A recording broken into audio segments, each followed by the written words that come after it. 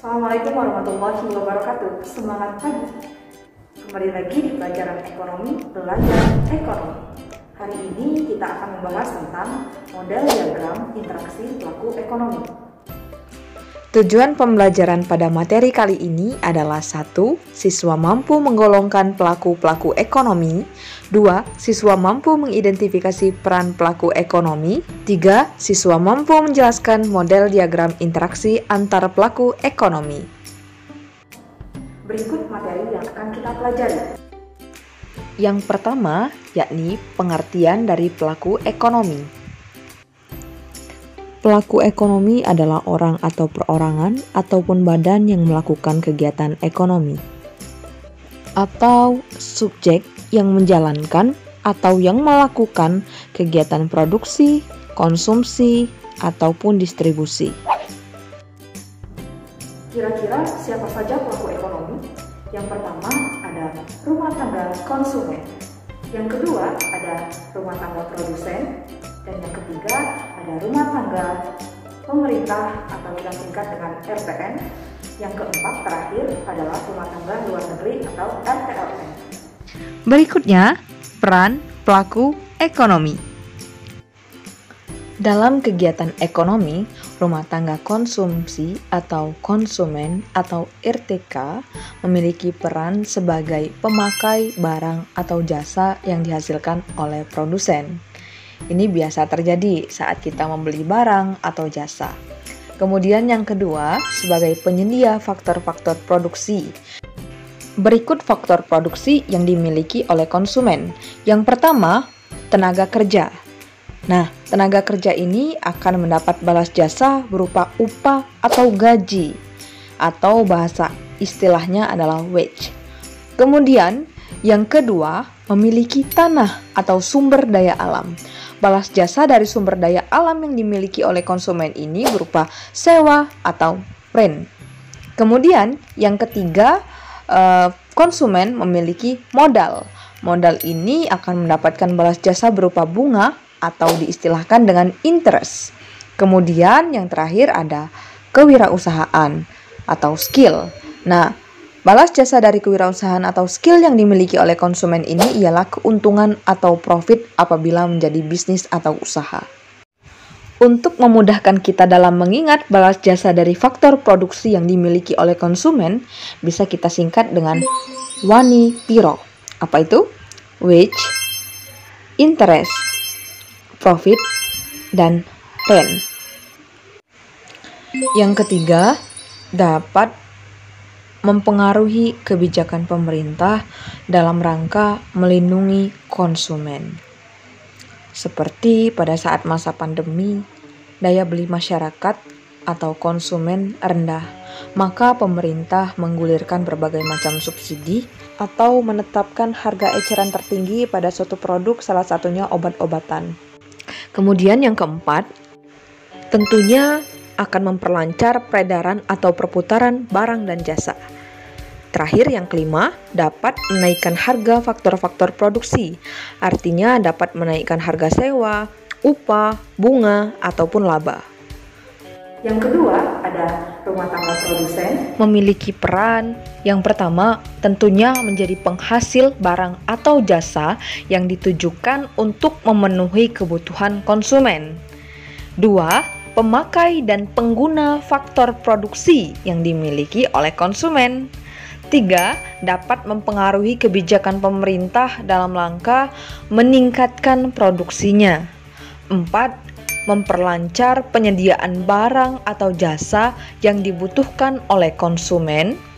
5. Dapat meningkatkan produk domestik bruto sehingga akan meningkatkan kemakmuran bangsa. Keenam, pihak yang dapat meningkatkan inovasi-inovasi di bidang produksi barang atau jasa tentunya. Yang ketujuh, peran rumah tangga produsen ialah melakukan pembayaran faktor-faktor produksi sehingga dapat meningkatkan kesejahteraan masyarakat pada umumnya. Dan yang ketiga ada rumah tangga pemerintah atau kita singkat dengan RTN. memiliki peranan dalam kegiatan ekonomi yang pertama mengatur, mengendalikan, dan mengadakan pengawasan terhadap jalannya roda perekonomian suatu masyarakat. Kedua, sebagai pelaku produksi, rumah tangga pemerintah menanamkan berbagai investasi untuk menghasilkan barang atau jasa lebih lanjut. Kegiatan produksi yang dilakukan pemerintah dapat berupa proyek pengadaan pangan, perbaikan pendidikan, kesehatan, atau perumahan rakyat. Yang ketiga, sebagai pengatur ekonomi, pemerintah berperan menciptakan iklim yang sehat bagi pertumbuhan dan pembangunan ekonomi melalui kebijakan seperti kebijakan fiskal ataupun kebijakan moneter. Tempat terakhir adalah rumah tangga luar negeri atau RTLN. Peran masyarakat luar negeri dalam pelaku ekonomi adalah melaksanakan kegiatan perdagangan internasional yang berupa kegiatan ekspor dan impor. Ekspor artinya kegiatan mengirimkan barang dagangan ke luar negeri, sedangkan impor adalah kegiatan memasukkan barang dagangan dari luar negeri. Circular flow diagram. Kira-kira bagaimana sih interaksi pelaku ekonomi? Mari kita simak video berikut. Kita mulai dari arus kegiatan ekonomi yang melibatkan dua sektor, yakni rumah tangga produksi dan rumah tangga konsumsi. Mari perhatikan bagian berikut. Di sini terdapat pasar output dan pasar input. Pasar output artinya tempat terjadinya transaksi penjualan barang dan jasa. Sementara pasar input adalah pasar yang menyediakan faktor produksi. Masih ingat faktor produksi apa saja? Ya, betul sekali. Yang pertama ada tanah atau sumber daya alam, yang kedua ada tenaga kerja atau sumber daya manusia, yang ketiga modal, dan yang terakhir adalah kewirausahaan. Jadi bisa dibedakan ya antara pasar output dan pasar input.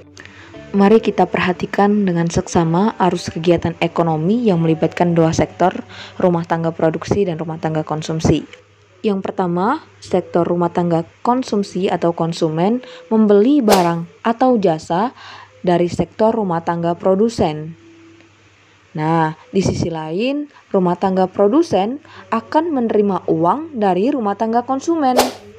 Artinya di sini, rumah tangga konsumen berperan sebagai pembeli barang atau jasa, sementara rumah tangga produsen menetapkan harga produknya tentunya berdasarkan biaya tenaga kerja dan kemampuan yang dimilikinya. Sementara harga yang muncul nantinya di pasar barang ditentukan oleh pertemuan antara permintaan konsumen dan penawaran rumah tangga produsen. Transaksi barang dan jasa ini terjadi di pasar barang atau product market. Sekarang kita lihat yang bagian bawahnya. Tentunya untuk mendapatkan barang dan jasa, rumah tangga konsumen butuh pemasukan kan? Nah, pendapatan yang didapat rumah tangga konsumen ini akan diperoleh dari penjualan faktor produksi yang dia miliki. Sektor rumah tangga konsumen menawarkan faktor produksi kepada sektor rumah tangga produsen. Sebagai gantinya, rumah tangga produsen akan memberikan uang. Dan ingat, harga yang muncul ditentukan oleh pertemuan antara penawaran rumah tangga konsumen dan permintaan rumah tangga produsen. Transaksinya dilakukan di pasar barang produksi. Sekarang 3 sektor nih. 3 sektor ini ditambah satu lagi pemerintah. Artinya di sini terdapat rumah tangga konsumen, rumah tangga produsen, rumah tangga pemerintah atau disingkat dengan RTN. Khusus untuk bagian atas ini, pasar output dan pasar input dan interaksinya terhadap rumah tangga konsumen dan rumah tangga produsen tidak perlu dibahas lagi karena telah kita bahas di diagram 2 sektor. Langsung kita membahas bagian kaitan dengan pemerintah nih. Jadi rumah tangga negara atau pemerintah mendapatkan penghasilan dari pajak. Yang pertama, ada pajak yang bersumber dari rumah tangga konsumsi atau konsumen. Nah, contohnya ada pajak pertambahan nilai atau mungkin pajak penghasilan yang diperoleh dari gaji yang diterima ketika bekerja. Kemudian ada juga pajak dari produsen. Contohnya ialah pajak penghasilan atas laba usaha. Penghasilan dari pajak inilah yang akan digunakan pemerintah untuk belanja negara. Belanja negara ini akan dipakai sebagai bentuk pelayanan publik atau pelayanan kepada masyarakat. Misal untuk pendidikan, untuk pembangunan jalan, untuk kesehatan, dan pengeluaran pemerintah lainnya. Selanjutnya, pemerintah juga memberikan subsidi. Subsidi itu diberikan kepada rumah tangga konsumsi dan tentunya juga kepada rumah tangga produksi. Nah, untuk subsidi yang diberikan kepada rumah tangga konsumsi, silakan simak video berikut. Kementerian Keuangan memperluas subsidi bantuan sosial untuk mengurangi dampak ekonomi akibat pandemi virus corona. Perluasan bantuan subsidi ini untuk menjaga konsumsi masyarakat, terutama yang berada di kelompok miskin dan rentan miskin. Dan kemudian berikut contoh subsidi yang diberikan pemerintah kepada rumah tangga produksi atau produsen.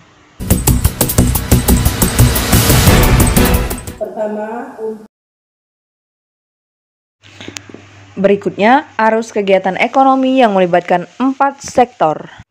Ada tambahan masyarakat luar negeri atau disingkat dengan RTLN. Nah, mari kita simak diagram berikut. Dari diagram ini menggambarkan bahwa masyarakat luar negeri melakukan ekspor dan impor berupa barang dan jasa. Selain itu juga masyarakat luar negeri melakukan ekspor dan impor mengenai faktor-faktor produksi.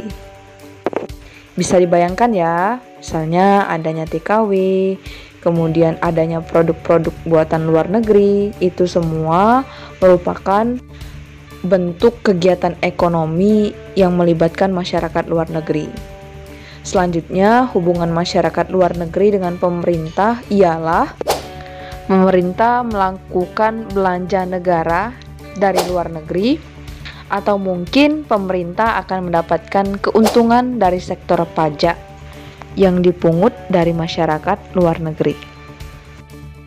Dan materi yang terakhir ialah manfaat dari adanya interaksi pelaku kegiatan ekonomi. Mari kita simak. Yang pertama, pelaku kegiatan ekonomi bisa memecahkan permasalahan ekonomi modern. Masalah what, how, dan for whom. Yang kedua, pelaku kegiatan ekonomi bisa meningkatkan kegiatan perekonomian suatu negara, baik arus uang maupun arus barang. Ketiga, pelaku kegiatan ekonomi bisa mencukupi kebutuhan produsen akan faktor produksi dan kebutuhan konsumen akan barang dan jasa. Keempat, pelaku kegiatan ekonomi bisa meningkatkan pendapatan suatu masyarakat atau negara. Dan kelima, pelaku kegiatan ekonomi bisa meningkatkan tabungan dan investasi. Setelah menyimak semua materi yang sudah diberikan tadi, anak-anak diminta untuk menjawab soal-soal berikut. Selamat mengerjakan. Sampai di sini pertemuan kita pada hari ini. Ingat, tetap semangat, jaga kesehatan, dan sampai jumpa di pertemuan berikutnya. Terima kasih. Assalamualaikum warahmatullahi wabarakatuh.